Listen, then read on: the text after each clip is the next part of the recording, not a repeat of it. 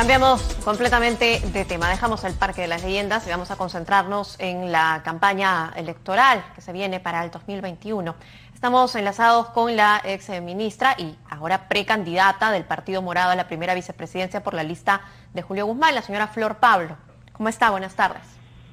Buenas tardes, María. Mucho gusto. Gracias por la entrevista. No, gracias a usted, señora Flor Pablo, por darnos unos minutos para hablar precisamente sobre esto que nos queda un poco en incertidumbre, ¿no? La carta del señor Francisco Sagasti, que va con usted en la plancha del señor Guzmán, no ha sido aceptada. Así es.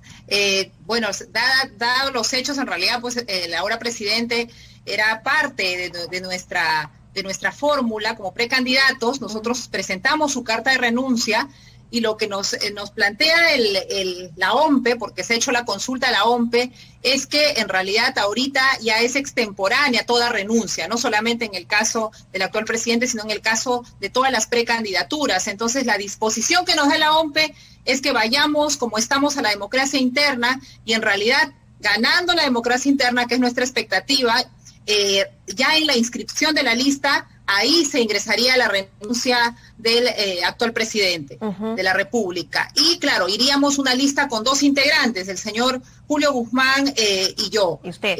Y esto, bueno, es un hecho que ya antes se ha dado, Mariam, en el 2016, por otras razones totalmente distintas. El jurado electoral especial sacó de carrera a uno de los vicepresidentes de Fuerza Popular, el señor Vladimir Guaroc, y hubo una lista que se presentó con dos miembros, así es que esta situación tiene un camino de solución, ¿no? Entonces nosotros ahorita estamos yendo por disposición del organismo electoral, porque también hay una razón, ¿no? Es como todo en el proceso electoral, justamente por la transparencia, tiene un tiempo.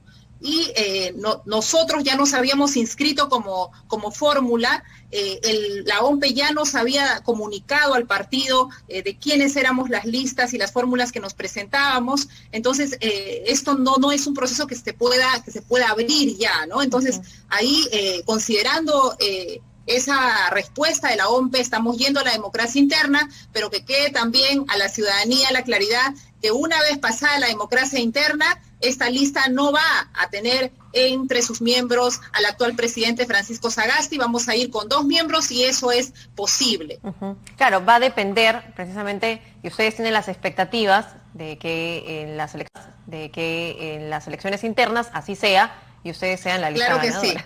Claro, ahorita estamos en democracia interna, estamos todavía dentro de casa compitiendo con otras listas. Somos de los partidos que no tienen lista única. Nosotros este 29 tenemos democracia interna y nuestra expectativa es efectivamente poder ganar las elecciones internas, y pasado ese momento es recién que se va a hacer la exclusión y se aceptar la renuncia del presidente Francisco Sagasti. Esta es una disposición que no depende de nosotros, es una disposición que el órgano electoral del partido, que es autónomo, ha hecho la consulta y esa es la respuesta que nos han dado.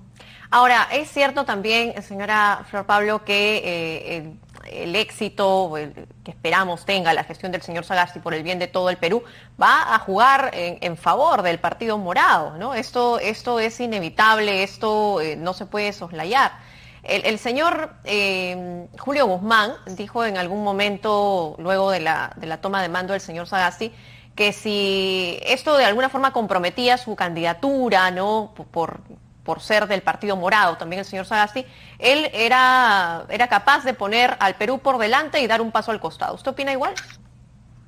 Nosotros, en el momento que nos tocó decidir y que teníamos que tomar la decisión como partido y con la bancada de quién del Partido Morado iba a presidir la lista para la mesa directiva, definitivamente en ese momento no pusimos el cálculo de la candidatura, ¿no? El tema ahí era salir de una crisis y tener un gobierno de transición legítimo. Y eso es lo que hicimos, así es que uno de los miembros, al ahora presidente Francisco Sagasti, asumió ese reto y es lo que estamos viendo ahorita. Creo que hemos podido, con esa decisión, darle una tranquilidad al país y una respuesta y una solución a la crisis política que estábamos viviendo y que además ha costado muchísimo en términos de 2 vidas de los jóvenes y había toda una movilización ciudadana expectante de una transición. Creo que resuelto eso, pasamos al siguiente momento de cómo resolvíamos el tema electoral, ¿no? Y claramente desde el primer momento, para nosotros este no es un gobierno del Partido Morado,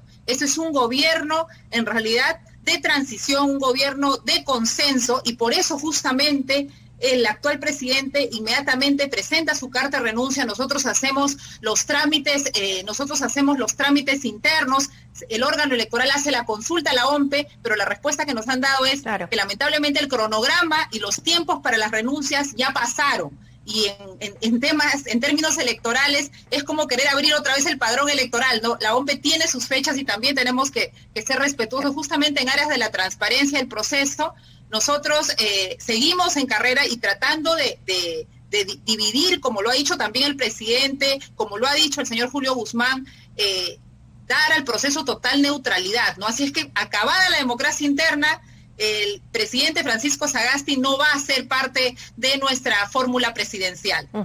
Y no habrán acercamientos, conversaciones, digamos, va a ser absolutamente independiente una cosa de la otra, pero eso es algo que tiene que garantizarse, porque se pone el antecedente, por ejemplo, de cuando el señor Valentín Paniagua asumió como presidente de transición, Acción Popular no se presentó a las elecciones.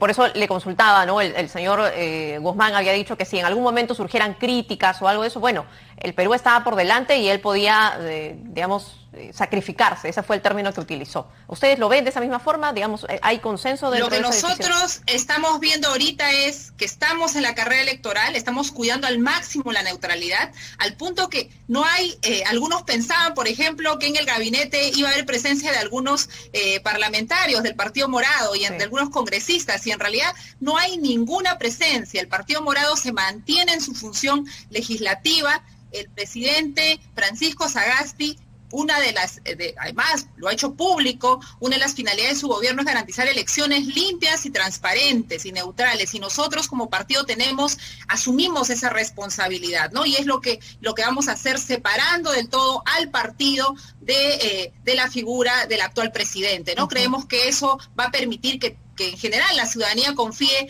y esté atenta, más que a mirar. Todos esperamos que haya una buena gestión, porque la buena gestión de este gabinete y a cargo del presidente es definitivamente en favor de toda la ciudadanía y del país, pero ese tiene un camino, que es el camino del Ejecutivo, y otro es el camino electoral en el que estamos nosotros inmersos ahora. Correcto. Señora, le quiero aprovechar también para preguntar sobre sus impresiones por el nuevo ministro de Educación. Usted ha sido ministra de Educación. Hay grandes retos que tiene que enfrentar el nuevo ministro, continuar con una serie de cosas que ya se habían dejado encaminadas y enrumbar otras con miras hacia el Bicentenario. Así es, este es un gobierno en realidad corto, ¿no? Es un gobierno que tiene que atender, no hay que, yo creo que en general, ¿no? Las expectativas ciudadanas hay que también decir los mensajes con claridad. Este es un gobierno que tiene 8 meses, ¿no? Y en 8 meses, ¿cuáles son los grandes retos? Los retos son la pandemia, no estamos en una pospandemia todavía. Y el ministro muy bien lo ha dicho, una de sus misiones más importantes es el retorno y las condiciones para ese retorno al año escolar 2021, ¿no? Yo creo que eso hay que trabajar, el tema de la conectividad, de la educación a distancia, de cómo hacemos que nuestros niños, nuestras niñas no salgan del sistema educativo, cómo hacemos para que retornen y cómo atender especialmente lo que ya sabemos, ¿no? Lamentablemente, más allá de los esfuerzos, muchos niños, niñas, adolescentes en áreas rurales, andinas, amazónicas y acá en las ciudades, en las periferias, no se han podido conectar. Entonces ahí está el desafío de cómo hacer que se conecten, cómo dar estrategias creativas, porque no vamos a lograr pues ahora dar internet a todos al 100% en este momento, claro. Pero sí hay estrategias comunitarias que tenemos que desplegar. Eso lo ha dicho muy bien el ministro, yo lo conozco, confío, es una persona, es un profesional altamente calificado, con un conocimiento del sector y realmente una persona dialogante y que creo que va y con un sentido de urgencia también, y creo que el planteamiento que se ha puesto como horizonte, el trabajar mirando mucho el contexto actual de la pandemia, esa es la ruta que hay que seguir.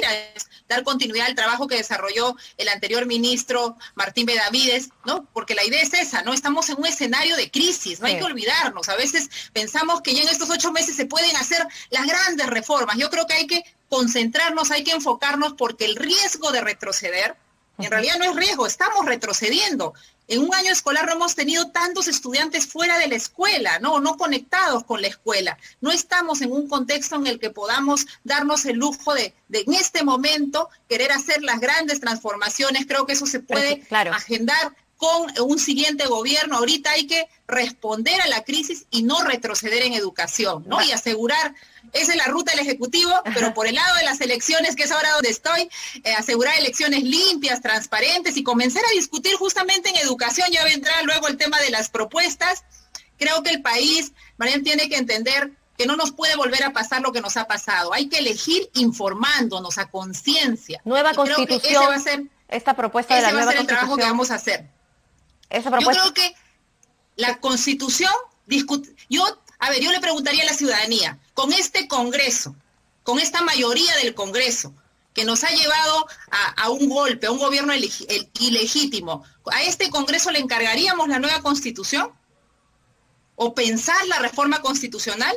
La verdad, yo no le encargaría ninguna reforma trascendental a este Congreso por el tiempo, por su credibilidad y por los desafíos que tiene en este momento. Entonces creo que hay que saber poner todo en su justo lugar y no caer pues en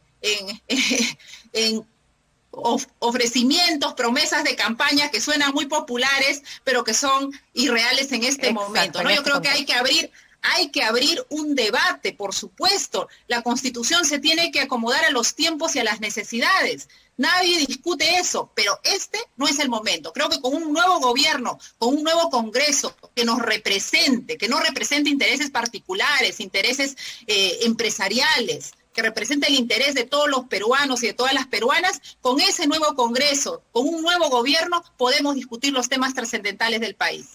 Muchas gracias, señora Flor Pablo, por estos minutos en Canal N. Vamos a estar atentos también a las elecciones internas de todos los partidos, por supuesto, ya para concentrarnos luego en el tema de las propuestas y poder analizarlas también. Muchas gracias. Así es. Muchas gracias. Buenas tardes.